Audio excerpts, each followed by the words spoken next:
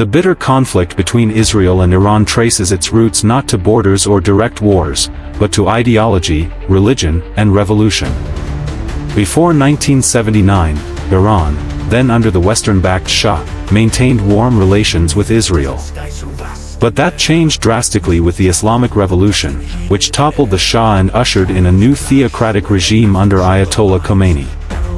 The new government declared Israel an enemy of Islam, calling it a Zionist regime and vowing to support Palestinian liberation by any means necessary. From that moment, Iran's foreign policy treated the destruction of Israel as a religious and political duty. Israel, in contrast, viewed Iran's sudden ideological hostility as an existential threat. Over the decades, the enmity deepened. Iran armed and funded anti-Israel groups like Hezbollah in Lebanon and Hamas in Gaza, while Israel responded with cyber attacks, assassinations, and airstrikes against Iranian assets in Syria and beyond. What emerged was a shadow war. A conflict fought in silence, in secret, and across borders, often through third parties and proxies. The rivalry also reflects larger sectarian and geopolitical struggles. Iran, a Shiite theocracy, seeks to lead a regional Islamic axis stretching from Tehran to Beirut, challenging Sunni Arab states allied with Israel.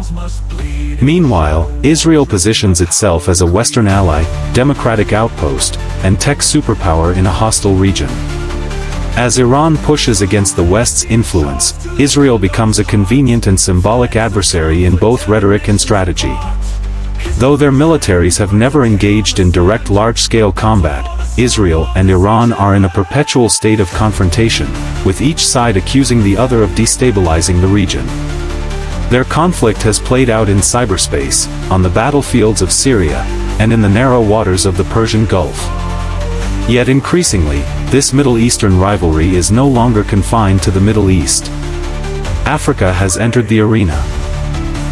As both nations seek new allies, markets, and strategic footholds, the world's second-largest continent has become a theater of influence, intelligence, and ideological competition, and few Africans realize just how much this invisible war affects their nations. While Israel and Iran have avoided direct full-scale military engagement, their conflict has evolved into one of the most sophisticated shadow wars of the 21st century, fought through cyber attacks, assassinations, disinformation, and proxy groups. This covert battlefield has proven just as deadly and disruptive as open warfare, with both sides employing espionage agencies and third-party allies to strike blows without declaring war. Israel's Mossad and Iran's Quds Force, the elite wing of the Islamic Revolutionary Guard Corps, have become the architects of this underground conflict, targeting each other's assets across the Middle East and beyond. Key flashpoints in this shadow war include Syria, where Iranian-backed militias and military advisors have helped the Assad regime and built a corridor of influence toward Lebanon. In response, Israel has carried out hundreds of airstrikes against Iranian bases, convoys, and weapons factories in Syria. Rarely confirmed officially, but widely acknowledged. Meanwhile, Iran has armed groups like Hezbollah with advanced missiles pointed at Israeli territory, maintaining a state of constant tension in the north. These operations are calibrated carefully to avoid triggering a direct war, yet each one raises the stakes globally. Perhaps the most famous front of the shadow war lies in cyber warfare. In 2010, Israel, with U.S. collaboration, reportedly deployed the Stuxnet virus, a cyber weapon that crippled Iranian nuclear centrifuges at Natanz, setting back Iran's nuclear ambitions without firing a single shot. In retaliation, Iran has been linked to cyber attacks targeting Israeli infrastructure, including water facilities, transportation systems, and hospitals. This new frontier of warfare has blurred the lines between military, civilian, and virtual targets, and its low visibility makes it particularly insidious. Assassinations have also become part of the covert playbook. Iranian nuclear scientists, most notably Mohsen Fakhrizadeh, were assassinated in operations widely believed to be carried out by Israel. At the same time, Iran has been accused of orchestrating attacks on Israeli diplomats and Jewish targets in countries as far-flung as India, Argentina, and Thailand. These acts are not random. They are part of a deliberate pattern of psychological and strategic pressure, each side sending a chilling message to the other while maintaining plausible deniability. Africa, though not central to these early phases of the Shadow War, soon became a valuable chessboard for extending influence. As the conflict expanded in scope, both Israel and Iran began to recognize Africa's diplomatic flexibility, strategic location, and security vulnerabilities. From intelligence gathering in East Africa to proxy financing in the Sahel, the continent became an indirect battlefield, ripe for espionage, alliances, and manipulation. What was once a Middle Eastern standoff now cast a long shadow across African skies. As the Israel-Iran rivalry intensified across the Middle East, Africa quietly emerged as a strategic frontier in their geopolitical chess match. The continent's vast geography, rich natural resources, unstable regions, and diplomatic fluidity made it a perfect stage for indirect influence. Unlike the rigid alliances in the Middle East, African nations often adopt pragmatic foreign policies, welcoming aid, trade, or security assistance from any side. This flexibility presented both Israel and Iran with opportunities to expand their presence, test influence, and reshape the continent's political landscape to serve broader regional interests. Israel's return to Africa was largely driven by diplomacy and development. Since the early 2000s, Israel has re-established ties with dozens of African countries by offering technological innovation, agricultural support, counterterrorism training, and medical outreach. These soft power tools became Israel's ticket back into a continent where, during the 1970s, many countries had severed relations under pressure from Arab allies. Today, Israel is deeply involved in sectors like water purification, desert farming, and border security, and its partnerships have strengthened ties with key African players like Kenya, Ethiopia, Nigeria, and Ghana. Iran, meanwhile, has used a different playbook. Through religious outreach, ideological solidarity, and arms diplomacy, Iran seeks to build influence particularly among Muslim communities in West and East Africa. It funds religious schools, Shia cultural centers, and Islamic charities, especially in Nigeria, Senegal, Sudan, and parts of the Sahel. Iran's narrative emphasizes resistance to Western imperialism and Zionism, often positioning itself as a champion of the oppressed. In countries with internal tensions, especially those with sectarian divides, Iran's messaging can gain traction, giving it ideological footholds that rival Israel's technological ones. What complicates matters further is the presence of proxy networks. Intelligence reports and diplomatic sources have pointed to alleged Iranian ties with Hezbollah operatives in West Africa, involved in both fundraising and covert logistics. These networks exploit the continent's weak financial regulations and porous borders, creating risks for terrorism financing and destabilization. On the flip side, Israeli defense contractors are actively supplying surveillance gear, drones, and intelligence tools to governments battling insurgencies, especially in the Sahel and Horn of Africa. Thus, Africa becomes not just a passive space for influence, but a platform for silent conflict escalation. At the heart of it all lies Africa's diplomatic leverage. With 54 member states, Africa holds enormous voting power in the United Nations General Assembly and other global institutions.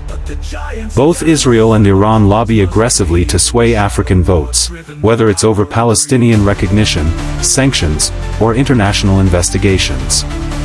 African governments, for their part, often walk a careful line, accepting aid and engagement from both sides while avoiding full alignment with either. Yet as the Shadow War spills deeper into African affairs, the continent's traditional neutrality is being tested like never before. The Red Sea, stretching along the northeastern edge of Africa, has quietly become one of the most contested maritime zones in the Israel-Iran conflict. Bordering Egypt, Sudan, Eritrea, and Djibouti, this narrow waterway is not only a critical global trade route, linking the Mediterranean to the Indian Ocean via the Suez Canal, but also a strategic military corridor. For both Israel and Iran, dominance, or at least presence, along the Red Sea is essential to expanding influence, projecting power, and safeguarding their broader interests in Africa and the Middle East. Iran's activity in the Red Sea escalated through its naval strategy known as forward defense. By deploying warships to the Gulf of Aden and the Red Sea, Iran aims to secure shipping lanes, provide cover for allied proxies like the Houthis in Yemen, and threaten Israeli or Western interests through maritime pressure. Some Iranian vessels are reportedly disguised as commercial ships but serve dual roles: gathering intelligence and possibly transferring weapons. This approach places Iran in close proximity to African shores, especially Eritrea and Sudan, which have both been sites of past Iranian influence and covert arms routes.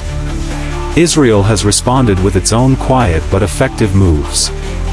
Utilizing its strong alliances with countries like Ethiopia, Kenya, and Egypt, Israel has intelligence and naval reach across parts of East Africa. Reports also suggest Israeli drones and special forces have operated from bases near the Red Sea, targeting Iranian arms shipments destined for Gaza or Lebanon. The Israeli Navy, while not maintaining a constant surface presence in the region, works closely with allies and Western navies to monitor Iranian activity and protect commercial vessels from sabotage or hijacking attempts. The Red Sea has also become a battleground for cyber surveillance and electronic warfare. Both nations have invested in technology that can intercept signals, jam communications, and track adversary movements through satellite and underwater cable monitoring. For African nations, this invisible war brings risks: increased foreign military activity near their coasts, potential entanglement in global disputes, and the danger of becoming a launchpad for covert operations.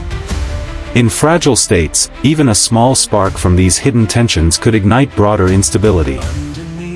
What makes the Red Sea truly volatile is its proximity to conflict zones and unstable governments. Yemen's civil war, Somali piracy, and Sudan's internal unrest create openings that external actors like Iran and Israel can exploit. While African nations bordering the Red Sea may welcome foreign naval support to counter threats, they also face the delicate task of managing sovereignty amidst external militarization. As Israel and Iran continue to circle each other along this crucial corridor, the Red Sea stands as more than a waterway. It is a nexus of espionage, strategy, and silent confrontation, with Africa stuck in the middle.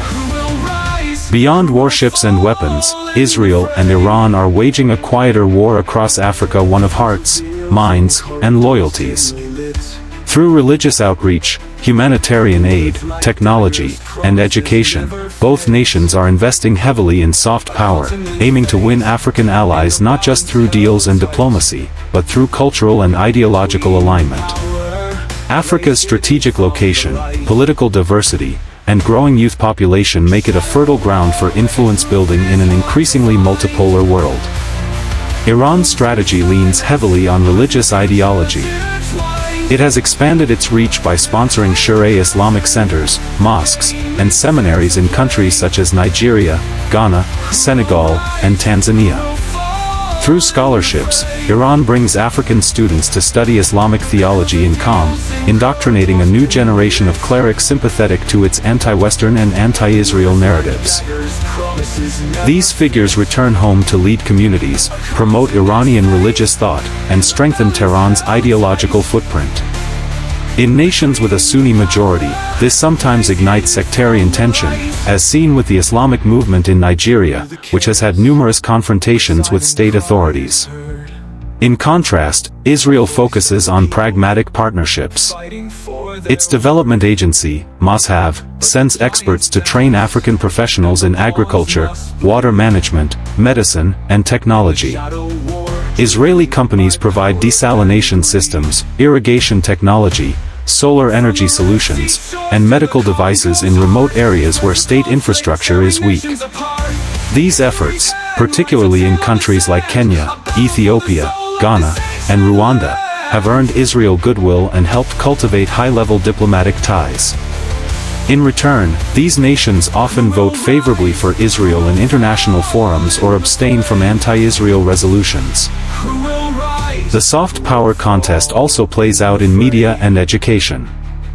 Iran funds Islamic radio stations, translates Shura literature into local languages and supports broadcasters that air anti-Zionist messaging. Israel, meanwhile, organizes innovation expos, launches university exchange programs and builds tech hubs in African capitals. During global crises like COVID-19, Israel supplied medical aid and vaccine support to its African allies, showcasing its capacity for humanitarian leadership. Caught between these competing visions, African states must tread carefully. Some, like Chad, Morocco, and South Sudan, have embraced Israel's development promise. Others, like Mali and pre-coup Sudan, engaged more deeply with Iran, drawn to its anti-imperialist messaging. Many prefer strategic neutrality, taking resources from both while guarding their autonomy. Yet as both Iran and Israel continue to invest in ideological and infrastructural influence, Africa remains more than a passive recipient. It's an active arena where global narratives collide, and where the decisions made today may determine diplomatic alignments for decades to come. As the Israel-Iran rivalry extends into Africa, it carries unintended consequences, chief among them, regional destabilization, the proliferation of arms and the strengthening of violent non-state actors. While neither nation seeks open warfare on the continent, their proxy activities, intelligence operations and ideological exports have added fuel to already fragile regions.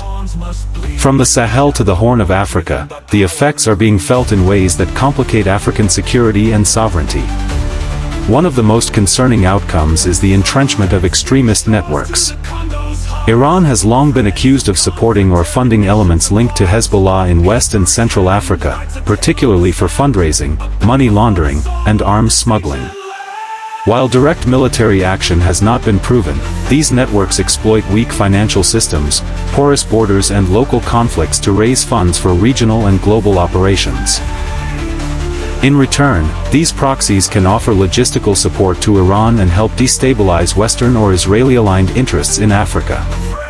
Israel, for its part, has deepened military cooperation with several African governments, especially those battling insurgencies.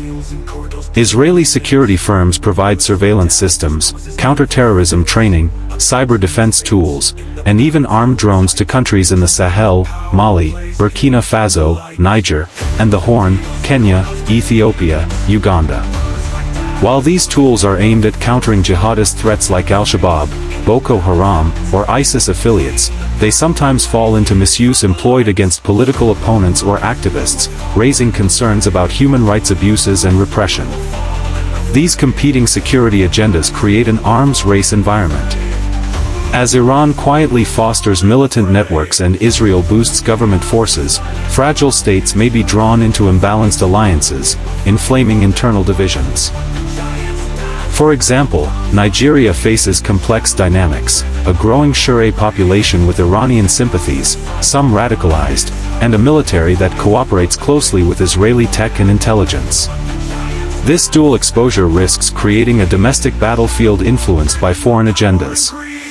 Sudan, before its political transition, reportedly allowed Iranian arms routes and later shifted toward Israel under normalization efforts, highlighting how quickly alliances can flip.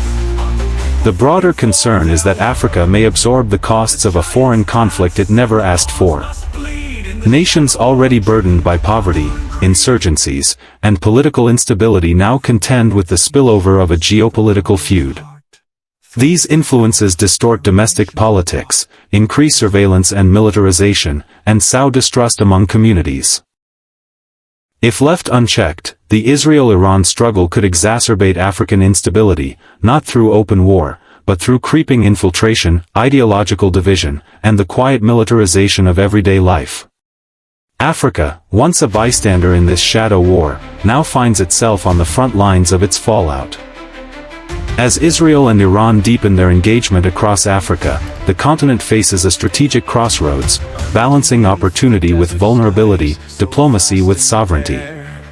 African governments must navigate a geopolitical rivalry not of their own making, yet one that is increasingly shaping their foreign policies, security frameworks, and development agendas. The continent's long-standing tradition of non-alignment is now under pressure, as global and regional powers court favor, trade deals, and military partnerships. The dilemma lies in managing influence without losing autonomy. For countries like Ethiopia, Nigeria, and Sudan, choosing sides, or even appearing to, can strain relations with key trading partners or internal communities. An open embrace of Israel may invite backlash from powerful Muslim constituencies or ideological neighbors, while ties with Iran can jeopardize access to Western markets, technology, or defense support. This is further complicated by the internal diversity of many African nations, religious, ethnic, and political fault lines that can be manipulated by external actors with competing agendas. Yet the relationship is not purely reactive. African nations have demonstrated remarkable diplomatic agility in engaging both sides. Some leverage Israeli innovation for agriculture and security while benefiting from Iranian oil diplomacy or religious scholarships. Others use the rivalry as a bargaining chip in broader negotiations, aligning temporarily for strategic gain. But this balancing act comes with risks, chief among them, the danger of becoming proxy arenas for foreign competition or testing grounds for covert operations, as seen in parts of the Red Sea and the Sahel. In global diplomacy, Africa's collective power is growing. With 54 votes in the UN General Assembly, rotating Security Council seats, and rising influence in multilateral institutions, African nations are no longer silent players. Both Iran and Israel understand this and aggressively lobby for support on issues like the Palestinian question, nuclear non-proliferation, sanctions, and security alliances. This gives Africa leverage, but also places it in the middle of contentious global debates that carry diplomatic consequences. Ultimately, Africa's greatest challenge, and opportunity, is to chart a course rooted in its own interests, values, and long-term vision. While external players may seek influence, the continent has the agency to redefine those relationships on its terms. Whether resisting foreign entanglement or forging new partnerships, Africa must act with clarity and coordination, ensuring that its voice is not only heard but heeded in the halls of power. In this shadow war between Israel and Iran, Africa's role is not just reactive. It is pivotal, and its choices today will shape the continent's strategic landscape for generations to come. Shadow War, Israel, Iran, and the battle for Africa's future, reveals how Africa, once viewed as distant from Middle Eastern tensions, has become a critical front in a global contest of ideology, influence, and power. From covert operations along the Red Sea to ideological outreach in West Africa, both Israel and Iran are actively reshaping Africa's geopolitical landscape in ways that affect not only foreign policy but internal security, economic growth, and national identity. As this silent struggle unfolds, the decisions African nations make today will define their sovereignty, alliances, and future role in global affairs. If you found this eye-opening, don't forget to like, comment, share, and subscribe for more powerful, history-driven insights that matter.